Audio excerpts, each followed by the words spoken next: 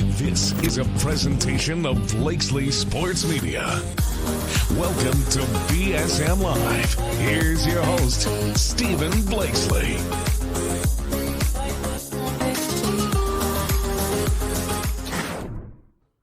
Well, we want to welcome you along here to the next episode number 13 of Blakesley Sports Media Live. Give everyone an opportunity to start to tune in and get logged on before we get things started here on the shorttracklive.com network.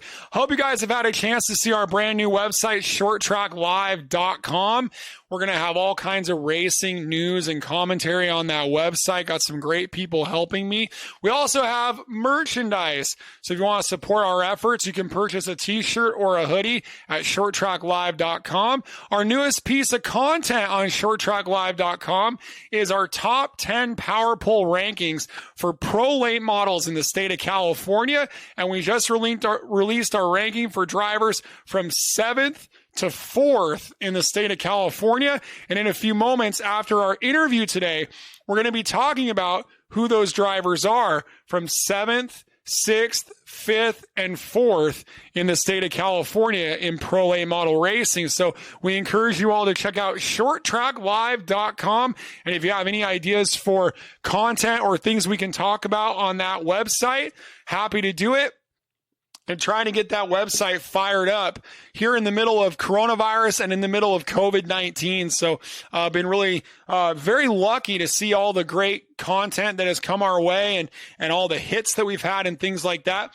As we start to log into Blakesley Sports Media Live, please comment with where you're tuning in from, and also let us know what your favorite racetrack is, what your home racetrack is. So we'd love to see some comments of where you guys are tuning in from and what you guys are up to out there in the racing world. I know things have been really slow lately with the coronavirus and COVID-19 and the tracks being shut down, but we've been trying to keep the energy level up, and that continues today with our guest, Jim Pettit II will be our guest today here on Blakesley Sports Media Live, the 2020 West Coast Stock Car Hall of Famer.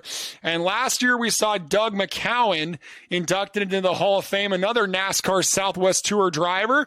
And it was really cool getting to have Doug McCowan, Kurt Busch, Jim Pettit, Dave Bird, all at the ceremony. We did a big group interview with them for our MAV TV broadcast, and that was really cool getting to interview all those guys. And it kind of felt like Pettit was a little bit overdue. 5 Southwest Tour titles between the SRL and the NASCAR Southwest Tour. So it was really cool to be a part of helping induct Jim Pettit II into the West Coast Stock Car Hall of Fame. That'll be taking place this year on June 11th.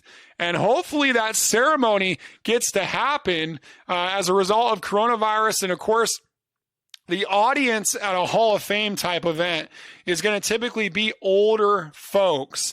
And there's been a little bit of a doubt to whether or not the Hall of Fame ceremony will take place. So that makes it even more meaningful and special for me to have Jim Pettit on the show today, because I would have been interviewing him at the ceremony on June 11th. So hopefully that ceremony happens. But either way, I got to have my interview. And yes, absolutely, Dave Bird is the man. And that's something we do talk about in the interview is we're pretty confident that the Birdman will make the Hall of Fame. It just hasn't happened yet. So we'll be keeping our eyes and ears peeled for that. I'll never forget when we were announcing out at Altamont Raceway Park that we played a contest with all the kids in the crowd, and Dave had a PR person with him, a guy they called Hollywood, and we tried to figure out if the kids could name all the tracks that Dave had won a main event at. And we ended up something like 29 tracks before we finally ran out of tracks, and we gave the kids all the prizes, and it was amazing. And Jim Pettit II, the same kind of accolades and the same kind of accomplishments. And normally you would say one of a kind, and those two were like two of a kind, right? And one of the cool things we're going to show you in this interview is the slideshow of all the history of everything that Pettit has done in racing.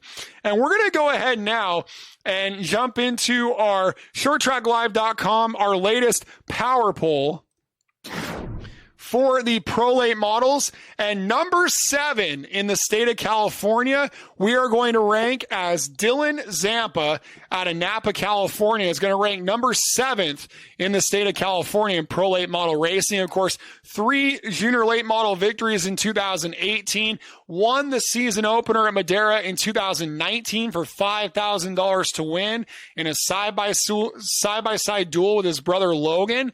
But then the rest of the year was kind of inconsistent for him. Ended up 3rd in the points in the Madera Pro Late Model standings. So Dylan Zampa out of Napa, ranking 7th in our Pro Late Model power rankings.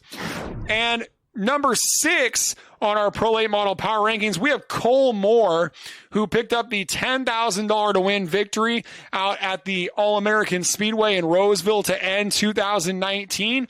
And that victory propelling Cole Moore to number 6 in the power poll. And of course, don't forget, he also won the SRL Southwest Tour title, but that didn't really factor into our rankings, as this was strictly for California Pro Late Model rankings.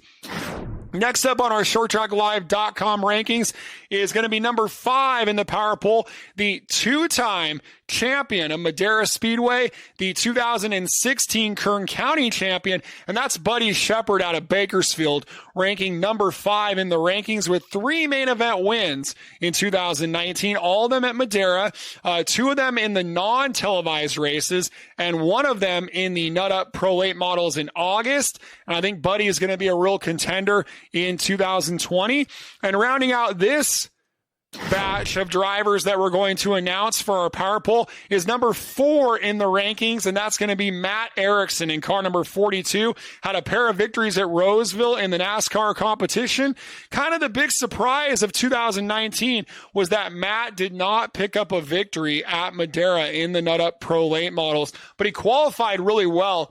We always talk about Matt with the crate motor being kind of a late race momentum driver, long runs, coming in second half of the race. Well, he qualified in the top 3 on numerous occasions at Madera, so that car had a lot of raw speed, but they just couldn't quite put the pieces together to get a win at Madera. And you can see all of our recaps for all 4 of these drivers on shorttracklive.com. Right now, we have the article there. Jason Galvin, the MAV TV pit reporter at Madera, and myself put together this ranking, and we have our comments on why these drivers ranked where they did. And here's what I want to know. I would like to know what you guys think of who will be number 1 in our ranking. The number 1 driver in the state of California in Pro Late Models will be unveiled next Tuesday on ShortTrackLive.com and here on Blakesley Sports Media Live. We'll also be revealing 2nd and 3rd. So let us know in the comments who you think 1, 2, and 3 are going to be, and we'll see if anybody has it right. I don't think it's going to be a real big surprise who the top 3 are, but figuring out what order to put them in. I've already had some people kind of debating me on Facebook and in some messages and things like that. So who do you guys think are going to be 1, 2, and 3 in our power poll for Pro Late Models on shorttracklive.com, our brand new website? And if you're just logging in, I want to let you know, shorttracklive.com, we're going to have all kinds of news and updates on both pavement cars and dirt cars, mostly for the state of California, but for all the West Coast. And we also have merchandise on there you can purchase to help support the website. So if you can do that, I would love that. That would help us out a lot. And Chris Kraft says Austin Herzog number 1. Well, I think safe to say he will be in the top 3, but the question is where in the top 3? Jim Pettit did not run Pro Late Models this year, so he won't be number 1 in the Pro Late Model power rankings, but he is number 1 for a lot of us. And with that, that's a perfect segue for us to bring up our interview with the 2020 West Coast Stock Car Hall of Fame inductee. We were really excited to have him come onto our program. So honored to have Jim Pettit II here on Blakesley Sports Media Live. And let's play that interview for you right now. The ShortTrackLive.com hotline is Jim Pettit II, who will be inducted into the West Coast Stock Car Hall of Fame in 2020. Thanks for joining us on the show. Thanks for having me, Steve, and it's an honor. Well, we've seen some other members of the NASCAR Southwest Tour family inducted into the Hall of Fame over the years. Of course, Doug McCowan inducted last year. How special is it for you to be among that group of drivers? It's very special. It's quite an honor. I'm very honored to be inducted. As I had said prior to being inducted, I was honored just to be on the list because there's been so many great drivers that have come in, from California over the years that have raced on the West Coast in general also that, that were really, the pioneers of what racing was about. And I'm just, totally honored to be part of the great West Coast Stock Car Hall of Fame and the tradition of the West Coast racing, which I guess I did something okay. Well, you did a lot of things okay. You had 2 NASCAR Southwest Tour titles, 3 SRL Southwest Tour championships. Which of those seasons for you really stands out as one that meant the most to you? Well, anytime you win any type of a championship, it's special. And anybody that's ran for championships that's been fortunate enough to win them or come up just a little bit short knows how important and how special they are. But I got to believe that the one that really was the most important to us was the one after we lost my mom in 2010 in December. The one in 2011, we raced with the intent of trying to win it in the memory of her. And fortunately, we were able to do that. And so it's got a little bit of a more special meaning to it than the rest of them. But don't get me wrong, they're all special. And it took a lot of people in the past, crew members and sponsors and team owners to, allow me to be able to do what I was able to do. And I could not have done it without them. And I'm very grateful. So one of the first times that I got to see you a lot was out at Altamont Raceway Park, a place where you were pretty strong in a tour car. Really dominant victory in 2006 in the final season of the NASCAR Tour. What was it about that track in particular that made it so successful for you?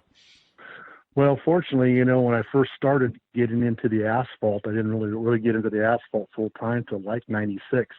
I played around a little bit in 95, ran some races prior to that, but owning my own first pavement car was 1995 mid-season. And with that being done, Altamont was one of the places that we campaigned on.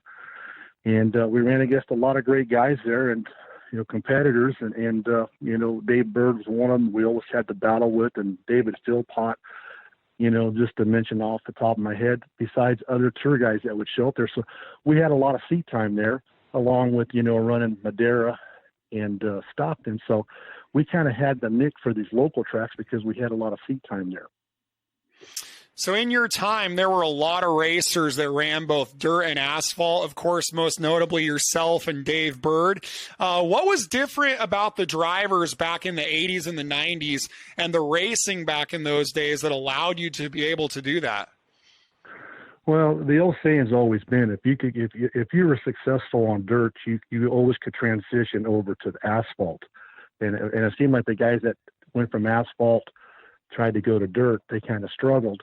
But, things have changed so much over the years. Technology is, when we first started racing, you had to learn everything and do everything, by trial and error, and there wasn't a whole bunch of people out there sharing information. There wasn't the technology that's out there now to where you can go and get in a top of the line car with a top of the line crew and have everything that you possibly could need figured out. But those days are over with, where you can, if you have the talent and the money, you can get right into racing and have some success right off the get-go, because it's that different now compared to what it was for us when we started. You had the trial and error, and you just had to try things, and the technology wasn't there back in the day like it is now with the pull-down machines and the shock dynos and that kind of stuff. So it's definitely transitioned a ton from the 80s to now. But the racing's still good today, just like it was back then. It's just a little different style looking cars. Now, I've heard a lot of stories and also kind of seen it experienced where you were racing on Friday nights at a dirt track, maybe at Watsonville. You would miss practice for the pavement races. Sometimes you even missed qualifying, and you could still show up on Saturday and be successful on the pavement. How were you able to make that work for you? What was the preparation like during the week on your pavement side to be able to jump in on Saturdays and still be so successful? Well, the biggest thing is you had to remember where you were and what car you were in, because they're definitely two different styles of racing. But, I had a great supporting cast behind me, and that's the one thing that made us so successful for so many years was the team that I had with me all the way up until we quit running in 2015. Most of them guys have been with me since 1996, or a little bit shortly after that. So we had a lot of years together, a lot of feedback off of each other. And they did, my crew chief, Dwayne Sharp, and my guys at the shop, that were all volunteers that did this because they loved this deal. They always did such a great job. Very rarely did we ever have a mechanical failure. So I knew that, I could do what I had to do on Friday nights on the dirt track, and I could show up Saturday, and I knew that we'd have a good piece. And if anything, we just have to do a minor adjustment here or there like you normally would do, as the tracks are different every day, from race to race. They're never the same. You can't go to wherever you go, if it's Stockton or Altamont or even Irwindale, and what had worked the previous race, you got to tweak on it a little bit because the track surface always changed because of the temperature and so many other different factors. So, I was just blessed that we usually had great race cars, and Dwayne was very fanatic about getting them things ready and making sure that I just had to go and get some feedback and do what we had to do to be successful for that weekend. With all your accomplishments in racing, was there ever something that sort of stood out as the one that got away that you really wish you would have won? Well, I was very fortunate. I won a lot of races, and trust me, if you talk to anybody in racing that's been racing long enough, usually when you have the car that that you got everybody covered, and there's no way you can lose this thing, something always stupid happens. It's when you have very seldom do you'll hear a driver or team say, man, the best car won tonight. And that's not taking nothing away from nobody that won the races, But I really can't sit there and say, there's been a few races that we should have won that we didn't win because of failures that weren't part of our deal. But, that's just part of racing. That's why if it was so easy, we'd have, several thousand guys competing every week at one track for what we're doing. I can't really sit there and say that there's one that got away from us. We were very fortunate with all the stuff that we have accomplished. And I try to, I can't really think of anything that stands out, Stephen. So we've seen so many great inductees into the West Coast Stock Car Hall of Fame, and I kind of brought up Dave Bird a minute ago as someone I think would probably be deserving as this thing continues to grow. Is there anyone out there that you'd like to see considered for Hall of Fame consideration? Well, Dave, I definitely think will get in there. He's a great driver, always was a great driver. Dave's, I used to remember watching Dave when I was a kid first before I got into racing. So me and Dave go back a lot of years. There's a lot of great drivers out there that will get in there. One guy that I think hopefully will get recognized for all his hard work, for everything that he's done for the racing community, was a rider named Gary Jacobs. Mm-hmm. That guy traveled everywhere on the weekends. He always took in at least 3 races, and it didn't matter if they were in 2 different states or whatever, but he was on top of his game on writing programs up, and knowing what, he used to write the stories for Racing Wheels, which is no longer around. But if you ever had a question, Gary was at the racetrack. If you ever had a question on scoring, you could always go to Gary before you went to the scorekeepers. If there was a question, he could tell you what you finished, and he was never wrong. So I hope that someday that, I know he's not a driver, but I hope someday the West Coast recognizes him for what he did for, everything that he did for all of West Coast racing, not just the stock cars, but every type of form of racing. So, the other drivers that are willing and deserving, they're going to get there in time. That's not up to me, as you know. It's how the committee works, and time will tell. So we've seen the SRL Southwest Tour in the last 2 or 3 years really explode with some awesome car counts. The purses are really healthy again. The series is kind of about as good as it's ever been. Does that sort of reignite the fire for you to get back out there and battle these young guys? Well, what they're doing right now is fantastic, with the car counts and the purses.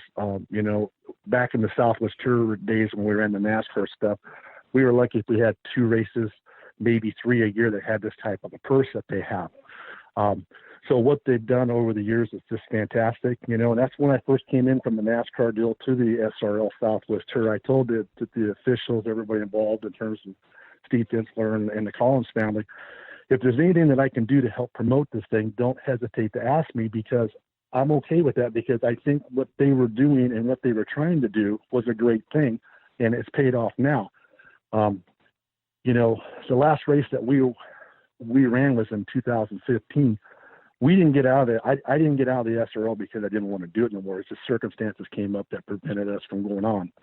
So the only positive thing I can say is that if I'd never get a chance to run another SRL race, I can at least say the last one that I ran, I did win. So hopefully, if things change, I'd love the opportunity to get back into the SRL and run against the guys. I mean, I had a lot of great battles over the years with some of the guys that are not racing no more, or a little bit here and there, with Craig Rodman and NK Kanky and stuff like that. And in the last few years, me and Derek Thorne, we really had some good races for the fans. And between us, we really had some good races. And, Jacob Gomes and the other guys that are coming up, the younger guys, and, you got Jeremy Doss, and now you got Preston Peltier running the series. So you got a lot of good drivers, and I'm missing a bunch of guys right now. But the competition factor is there, and if the opportunity come up, absolutely, I'd like to get back into it. But we'll just have to see if that materializes. I'd love to do it, but right now I'm not in the position to financially do it. So we're in the situation that we're in. So if something comes up, absolutely. So before I let you go, I can't let you go without talking about the modified race you guys organize at Watsonville to honor your family. How meaningful has that been for you to have that going on? It's a big deal. It's something that we had always, been involved at the racetracks. And that's the one thing that my dad always did. That's how I got involved in the racing. I used to go out there and watch as a young kid.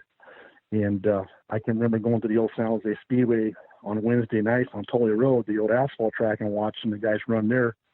And, that's how I got into this. And my mom and dad used to go out there, and he and my mom and dad ended up sponsoring lots and lots of racers, some really great race car drivers from the past. Doug McCown was one of the guys that we used to sponsor. The great late Ted Stoffel, my dad used to sponsor him. And who knows where, even Timmy Williamson, that was a great driver, got killed down on Riverside, unfortunately. Lots of top name guys that my mom and dad helped out. And prior to us losing my mom, my dad always sponsored a race at the racetrack. It was always the Jim Pettit Auto Wrecking 100. And throughout the years it changed. But when we lost my mother in 2010, my dad converted it over to her memorial race. And he wanted it to make it the biggest thing on the West Coast for modifieds and all the other racing that goes with it that runs at Watsonville. So basically, we had some four bangers, we had American stocks, we had B mods and A mods. It turned out to be a really big show each year that people looked forward to. And it wasn't so much just about the money, but it was about my mom's favorite color was hot pink. So we always had pink and white flags for the checkered instead of the checkered black, the normal. So every driver that would sign into the division would sign that particular flag, and that was part of the big trophy on top of the trophy. He'd also get the flag from that event. So the money thing, and we have a bunch of special awards that we give away throughout the weekend to all the divisions. So regardless if you have a good night or not, or a good weekend, everybody still says they have a great time and they look forward to coming back and being able to run the following year. So now that we've lost my dad also, it's that much more special that I need to try to continue to keep this thing going on like we are. And a lot of racers have been racing a long time. The Hogue family, they've been involved in helping us out doing things, and just everybody involved between Ocean Speedway and Samantha Harper, which is the head scorekeeper there. I mean, there's so many people put so much effort into making this thing what it is. And I think it's just going to continue to keep getting better and better. And hopefully we all here on the West Coast can get back to racing here sooner than later with everything that's going on. Yeah, we're all hoping for that. And we're so grateful for all your contributions that you've made to the sport. You are very deserving of this West Coast Stock Car Hall of Fame induction, and we felt you deserve some time to tell your story here on our show. So thanks for coming on the show. I hope your family's staying safe out there. And like you said, hopefully we can go back to the races pretty soon. Absolutely. Everybody just needs to stay focused on being safe right now, and we all will get back to racing, and it'll be as good as ever. And That's the main thing, is stay safe, and the racing will be there, and we'll get back to it. Well, it was a real honor to have a Hall of Famer on the show, Jim Pettit II, and want to thank him for taking time to tell us his story about his racing career, and so many cool things to digest there. And, you know, you can really tell that he cares a lot about the Hall of Fame, and that also I think he respects that committee a lot to know, hey, they're going to recognize the best drivers. But let's think about some people outside of that, like Gary Jacob from Racing Wheels and Racing West, about all the contributions that he made to the sport. So I really like that idea, and hopefully ideas like that, special people like that maybe aren't the most obvious, can make the Hall of Fame in the years to come. We already saw some comments about our power pole for the Pro Late models. The most difficult thing about a power pole for a series like that, or for any power pole when now we're into April, is it's really going to end up being pretty heavily skewed towards the end of the previous season. So when you look at the way the rankings kind of played out, the guys that really turned it on at the end of the year, with Cole Moore getting that $10,000 win at Roseville, and, you know, Buddy Shepard and Blaine Rocha and John Moore, who were big factors in the 10,000 to win race at Madera. And some of the drivers that are about to be announced, of course, you can guess, are people that have some big high points finishes that close the year really strong. And so that makes a big impact. But when you look up and down the top 10, there's probably only about 2 or 3, maybe 4 drivers in the top 10 that are drivers that we look at maybe as prospects to go beyond the Pro Late model ranks. They're all incredibly talented drivers in that top 10. And so in the case of a Dylan Zampa, he'd be right up near the top of the drivers that we think have that talent to go the next level. But like I said, when you're trying to take a snapshot on a power pole, it ends up being a little bit skewed towards the way the back half of the year with all the special events went. But he is undoubtedly a contender for that 2020 Madera title, as will be another dozen cars or so. It's going to be pretty darn exciting. Really quick, want to go over the things that are on our radar here at the ShortTrackLive.com studios. I want to remind you that tomorrow night is another episode of All American Racing, 7 p.m. on the All American Speedway Facebook. And we'll be playing what I'm calling the Night of Destruction. We know all the fireballs are going to go off and the echo and stuff. We're going to play everything that happened at Roseville in 2019 that involved blowing stuff up. So that'll be a fun little escape from everything going on. That's tomorrow at 7 o'clock. And then on Thursday, don't forget to tune in at either 5 p.m. or 8 p.m. Pacific time for the Joey East special on MAV TV, From a Farm Boy to a Champion. Can't wait to see what Kenny Shepard has put together for that one. And once again, a reminder, our website is up and running at ShortTrackLive.com.